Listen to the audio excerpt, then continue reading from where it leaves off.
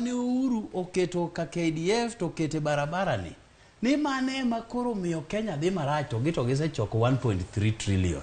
Jogi pimo wiwa koso gipimo wiwa.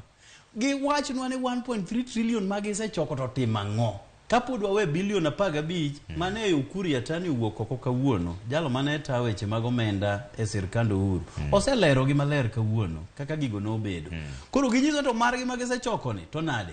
Kata kiwe mano Ukuru Yatani owacho niya, sama gidonjo ofis makata kuma poge chamo, to giseoro barua ofis Ruto gi mar Gachagua mondo mi Gachagua 1.5 billion 1.59 billion mondo dhi otigo ofise mar deputy president. Pok gichamo muma, bunge pok obedo convened. Manikech pesa ne nok ndalo no.